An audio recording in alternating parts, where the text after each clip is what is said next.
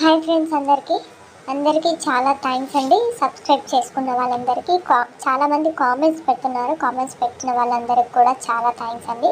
కొత్తగా వీడియో చూసే వాళ్ళు ఎవరైనా ఉంటే సబ్స్క్రైబ్ చేసుకోండి. Please support my channel. ఈరోజు కథ ఏంటంటే కోడిపుంజు నక్క కథ అండి. ఒక రోజున ఒక నక్క ఆకలితో మలమలా మాడిపోతుంది. ఎక్కడైనా ఏదైనా తిండి దొరకవచ్చునని అంతటా వెతుకుతుంది. అప్పుడు దానికి ఒక కోడిపుంజు కనిపించింది. కానీ అది ఒక చెట్టు కొమ్మ మీద కూర్చొని ఉంది. దాన్ని చూడగానే నక్కకు ఆకలి రెట్టింపైంది. ఏదో విధంగా ఆ పుంజుని చంపి ఆకలి తీర్చుకోవాలని అనుకుంది.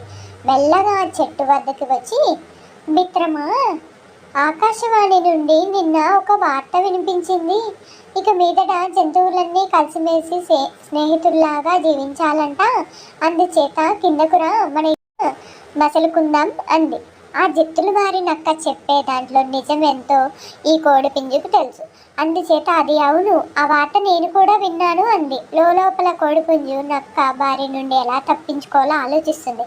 చివరికి కోడిపుంజు ఇలా అంది, అదిగో నీ స్నేహితులు ఎవరో ఇటే వస్తున్నారు, వాళ్ళని కూడా రాని, అందరం కలిసి అప్పుడు పండగ చేసుకుందాం. మీ దారిన వచ్చే నా స్నేహితులు ఎవరు లేరే, ఇంతకు ఎవరు వస్తున్నారు అని నక్క అడిగింది. వేటకు కుక్కలు వాటి స్నేహితులని జవాబు ఇచ్చింది పుంజు.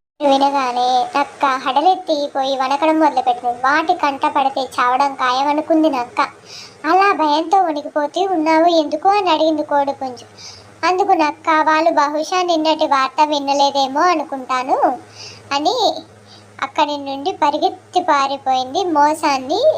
మోసంతోనే జయించాలి, తనని చంపి తినాలి అనుకుంది కదా. తిని కూడా ఒక పన్నాగం కలిపి నీ ఫ్రెండ్స్ వస్తున్నారు, చంపేస్తారు అని చెప్పేసి చెప్పింది. Thank you for watching. Please support my channel.